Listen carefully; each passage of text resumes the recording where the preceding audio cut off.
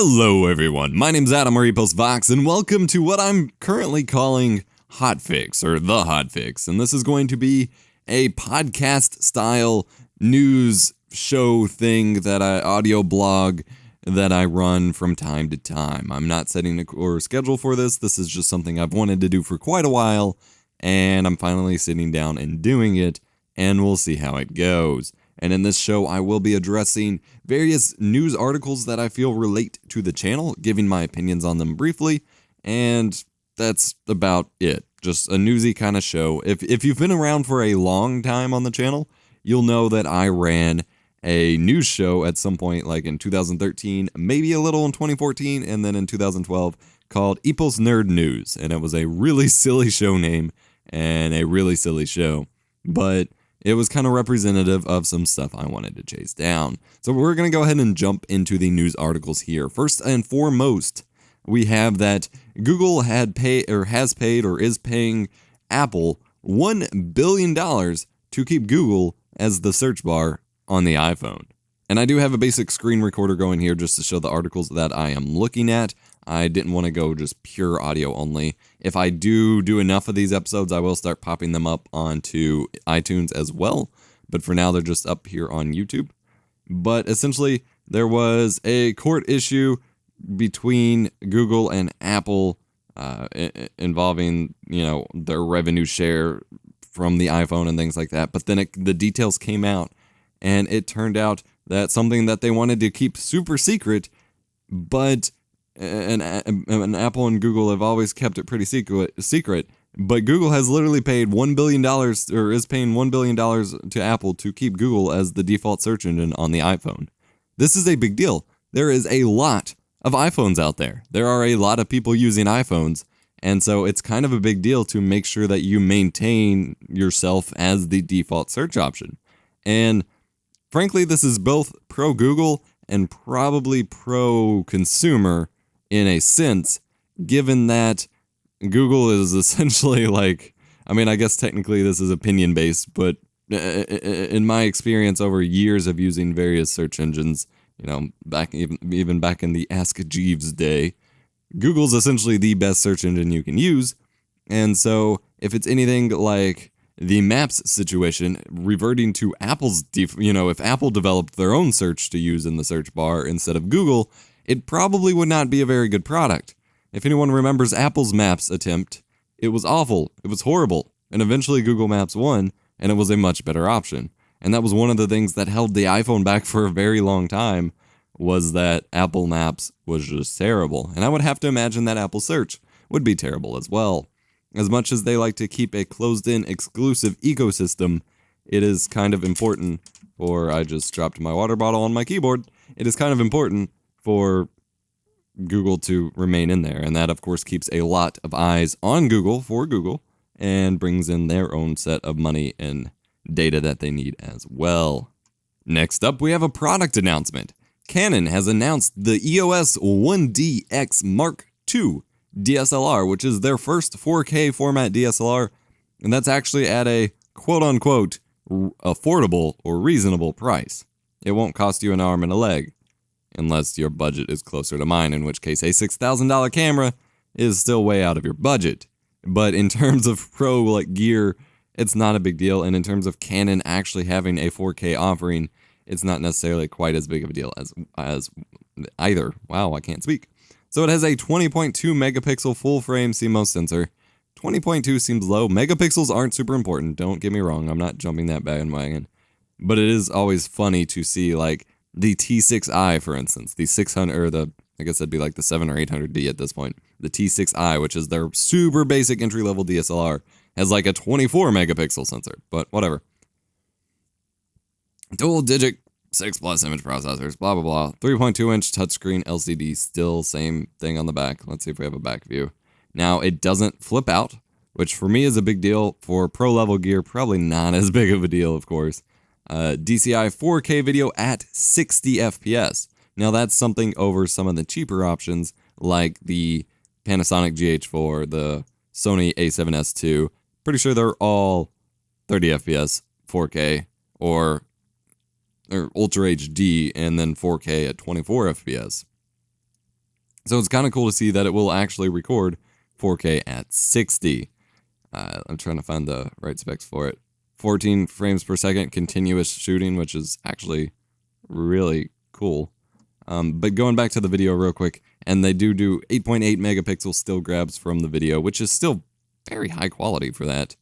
A native ISO of 51,200, expanded ISO 409,600. ISO numbers are just getting ridiculous these days. And if you've seen any of the shots from the A7R2 or the A7S2, like, cameras are getting really good with that. And low light shooting for expensive cameras is about to be really great. And I'd say 5 or so years out, the more entry-level cameras will start to pick up that.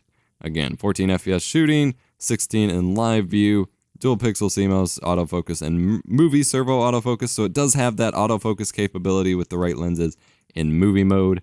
Not exactly something you should be using, but it's there nonetheless, which is something some people complain about. And then it does have this entire bottom grip feature. You got some audio outs here. Should be a control module, HDMI, USB 3.0, which is kind of cool to see. Ethernet. I'm interested to find out what that is for, but that is a Ethernet port on the side of the camera here. Never thought I'd see that, to be honest, although I'm sure there's plenty of cameras and someone's calling me a noob for that. You do have a LCD readout here on the top for specs, which is kind of cool. Mode buttons, white balance, exposure, ISO, manual function, shutter button, the usual works. Scrolling down to the other sensors here, still images, JPEG RAW, of course. Movies can be shot in MJPEG, MOV, MP4, MPEG-4. All of these are kind of the same thing. H.264 is probably the main codec they're working with. Don't know why it lists all that. AAC audio still. I'm hoping the audio isn't shit. Audio in Canon's, at least lower end cameras, has always been awful.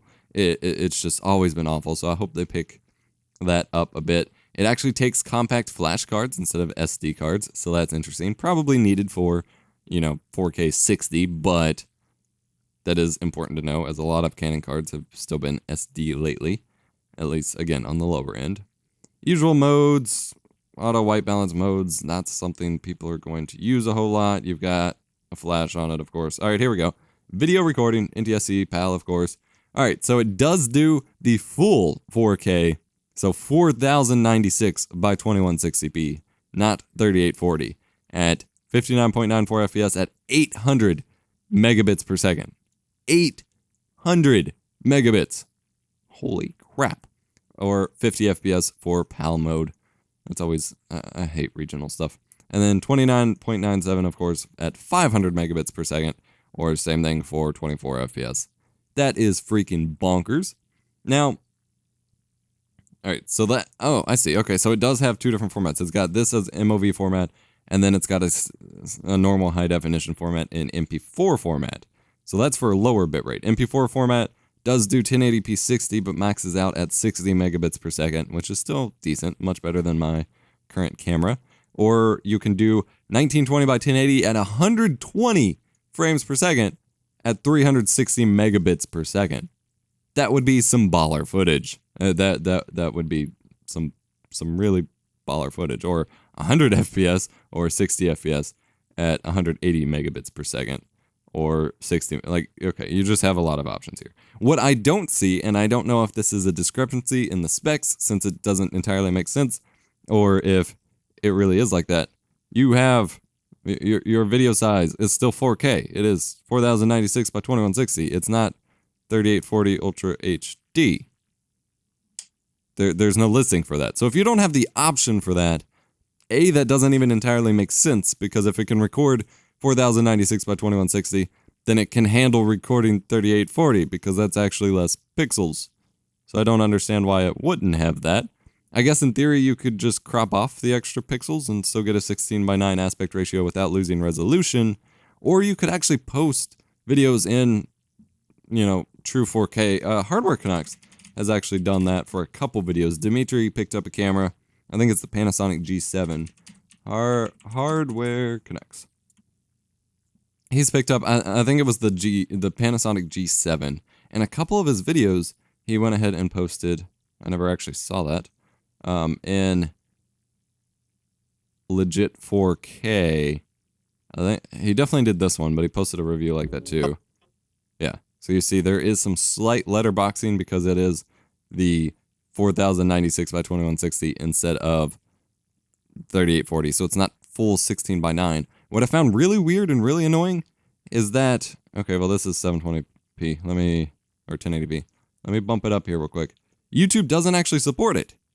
That just blew me away. You would think YouTube would support what's considered like a pro-level industry standard codec, but instead it crops it down to 3840 by 2026. That's really weird. I mean, I guess it doesn't matter anyway, because upscaling the like 10 pixels there isn't going to make a difference on a true 4K monitor, and on a 3840 by 2160 monitor like mine, it still looks perfectly fine because it's still stretching the full width. And most people don't even watch videos in full screen anyway. They watch it in the preview mode like I do, or even worse, in the small screen mode, which is actually still the same size because I've scaled it up in Chrome here to 175%. But you would think it would support the native resolution when that's a fairly standard resolution. But whatever, that's enough ranting about that. It does have the built-in mic. You can do voice memo with it. I'm not seeing anything about the Ethernet port. So you have a headphone out, which is huge. A lot of people have been complaining about Canon not having headphone outs on a lot of their cameras. So it's really good that they have that so you can monitor your audio. But I'm still not seeing any reason to have an Ethernet port. I don't know what you would do with that.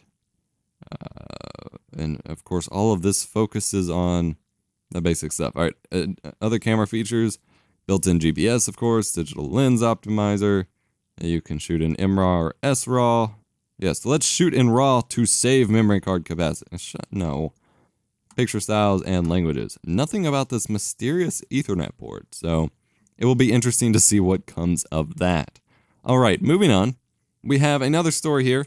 A man has, allegedly a man, I don't know entirely, unless they spoke to him why they know that it's a man, but someone has created a Raspberry Pi, oriented, or focused, no, wow, words are hard this morning. It is only like 10 a.m. I don't normally get up this early. I was up at like 7. All right, so Alexi P has created a Raspberry Pi platformed bot to essentially spam Comcast whenever their internet speed goes below or significantly below what they're paying for. Now, this is kind of haha funny, and yes, good point in that their big quote here. All their customers deserve the speed that they advertise, not just the ones who are able to call them out. And he's not even giving them their information to help figure out why his internet is bad, because he doesn't want to be singled out as a customer, even though that could potentially help him. His last tweet was sent yesterday, so it's still going. And basically, he just has Raspberry Pi set up to run speed tests and then save that data, and then if it's significantly lower than what he's paying for, automatically send a tweet to Comcast. And then this I don't think this article has it, but there is an article that has, or Reddit post probably has his actual, like, he put up his code if you want to create your own bot for it. And it's like, yeah, that's kind of cool. And it's about like holding up, and I'm all for holding ISPs accountable. And I'm all for going after these monopolizing ISPs such as Comcast and Time Warner. I think there's a lot of problems here, but there is a lot of reasons why your internet speed might drop, especially if you're currently downloading or watching something that's going to affect the rest of your internet connection. And so this kind of throws a weird issue for me. You can see here lots and lots of tweets at Comcast Cares and Xfinity and Comcast. So over the course of the past couple months, he's tweeted a few times, and it actually lists like what speeds he's getting. So 17 down, 9 up, 29 down, 8 up, 31 down, 9 up. Like, I want that upload speed for one, but there's a lot of reasons that go into it. And he says here that they don't torrent, they mainly play video games and stream TV services, and it was so bad that Netflix couldn't go above 480p, and he had 100 or 500 ms latencies in CSGO. But, like, there could be something legit wrong with his connection. And I'm currently with Time Warner, and I absolutely hate them. But I had an issue recently in which my internet connection was having a lot of troubles. Now, granted, I've had a lot of trouble since I've been with Time Warner because Time Warner sucks and yada, yada, yada. But, like, I don't know, like, I've had an issue since I got the modem router that we had from Time Warner, where the Wi-Fi, I had their provided modem router in my office area hooked up to the cable to broadcast the signal, and then all my office stuff was hooked up via wired Ethernet connection. Well, then in the bedroom with our streaming PC, we had that Almond router, the Securify Almond Plus router that I reviewed last summer-ish, and that was the access point for the Xbox 360 and the streaming PC in there. And the Almond would constantly lose internet connection from the router, and then eventually so would my fiance choose laptop. It would eventually just drop out, and it seemed like the Wi-Fi was just dropping out. Well, then the past couple months, I've had a lot of issues where my signal would just totally disconnect or wouldn't hold a connection to their actual service. And they just said, oh, your signal was too low, so we bumped it up. That should fix your issues. And they said that 3 different times. A, why do I need to tell you to bump it up if it's not working? Shouldn't that be automatic? And then B, it wasn't a permanent fix. Well, then eventually the router itself just kept restarting a few times. I bought an access point for the bedroom, and then I moved the Almond router in here as the wireless router to deal with the wireless disconnect issues. And I set all this up, and then a week later, the entire router would just lose connection, or the entire modem would just lose connection with their service, multiple times a day. And Chu and I were trying to play some Guild Wars bosses and just kept getting kicked. And so finally I called and they sent over a technician, and it turns out they increased the signal too much to 1.5 to 2 times the amount of signal strength it's supposed to have, and fried my router. Or my modem. That's pretty crazy. But just wanted to share that story, and so that sucks on their part, but that also means that a lot goes into your internet speed, and I mean, I get it, but I feel like if everyone starts doing this, they're just gonna ruin it for other people, so I don't know. Alright, our last 2 stories here aren't tech entirely related. This one's gaming-ish, more gaming related, and then the other one is actually more YouTube related. And then I have a couple of game releases I want to point out and things like that. But this is a Kotaku article that's been shared around a bunch, but someone has been working on creating Spyro the Dragon in Unreal Engine 4, and we have some screenshots of the first level. And people have done this with a lot of things. There's what Pokemon would look like in Unreal Engine 4, what Mario would look like in Unreal Engine 4. But according to this, it seems like they're actually trying to make the game itself. I am Murloc. It's trying to make the game itself in Unreal Engine 4. And so these are just screenshots from the level they've actually created. But it does look absolutely fantastic. Assuming the mechanics are all the same, it would be quite interesting to actually play this experience on PC with Unreal Engine 4. However, I have the feeling we'll never see the light of day for this. Lastly, we have a YouTube-related story. The Fine Brothers have taken down their React World stuff and basically went back on everything they did. Now, I'm not going to get into this too much, and I've already shared some, disagreeable opinions about it, apparently, but essentially, in a nutshell, the Fine Brothers are the channel that run the Elders React to, Kids React to, so-and-so React to, YouTubers React to series, and they had 14 million subscribers. They've lost over 200,000 because of this, so they're back down below 14 million, which they're the first channel to pass 14 million subscribers in both directions, going up past it and then passing back down past it. So they've lost a lot of subscribers over this. But they announced a plan to franchise their big series, which is one of the biggest YouTube series in the world. They even had YouTube support on this. YouTube was like, yeah, that's pretty smart. That's what TV shows do. That's what brands do in general. That's what every company ever has done. So probably a smart move. Except what they decided to actually trademark was based around the word React. This normally wouldn't be a problem. Everyone's like, you can't trademark a word. No, you can't. It's technically impossible. That's not how it works. Therefore, they're not trademarking the use of the word. What they set up was a franchise of their show in which people could use the graphics and the format style of their actual show in their own to license it for themselves. And in theory, normal individual just reaction videos like, oh, Batman versus Superman trailer reaction would not be a problem. And that was allegedly their plan. And according to them, the takedowns were done automatically by YouTube's system and all that stuff. But it's pointed out that if they didn't have that trademark floating there, the system wouldn't be picking up on it automatically and causing those troubles.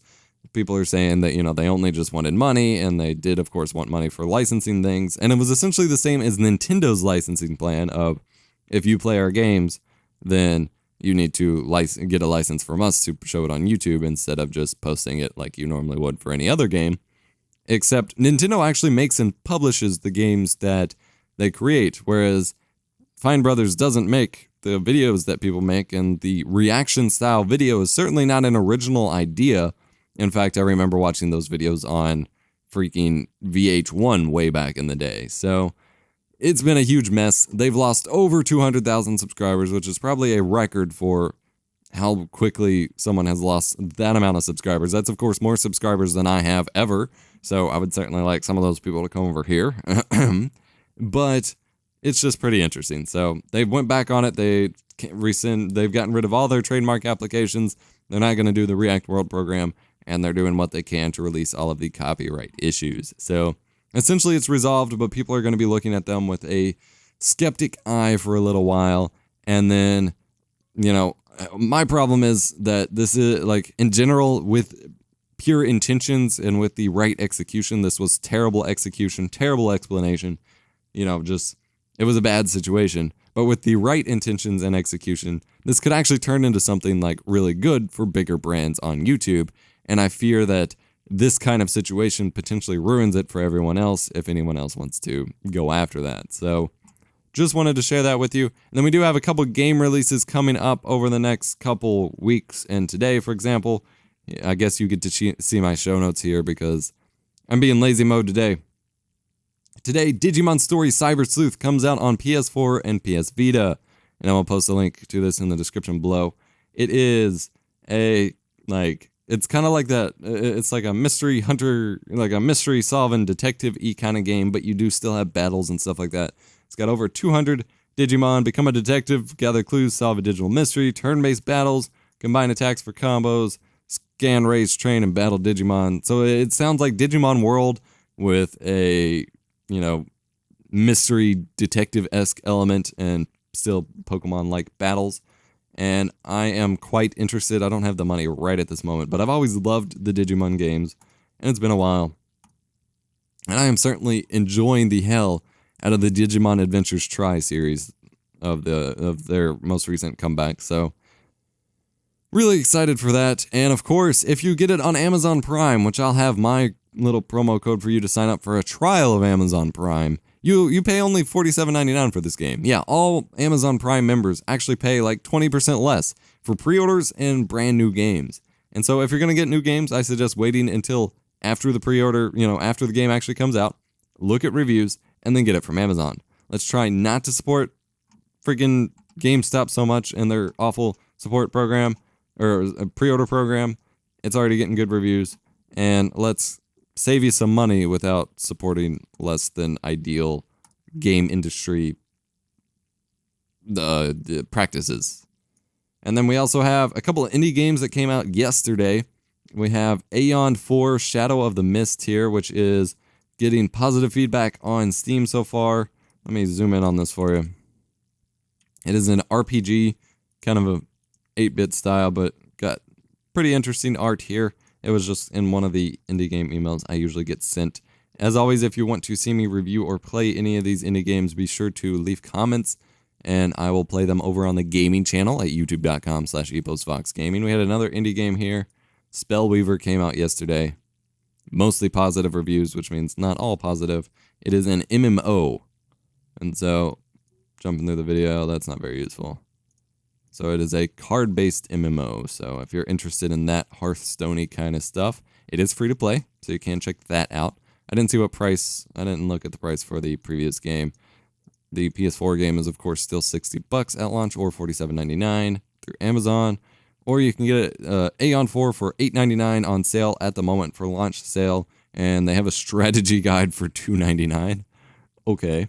And then coming up, we have Naruto Ultimate Ninja Storm 4 coming up on the 9th, Street Fighter 5 up on the 16th, Fire Emblem Fates on the 19th, Far Cry Primal on the 23rd, and then Plants vs. Zombies Garden Warfare 2 on the 23rd as well. So this has been the Hotfix for February 2nd, 2016. My name's Adam EposVox. Thank you so much for watching. Let me know, or listening if you're listening. If you want to hear or see more stuff like this, be sure to let me know. Currently, it's only on YouTube, so go to YouTube comments, hit the like button, comment down below. Subscribe for more awesome videos, and I'll see you next time.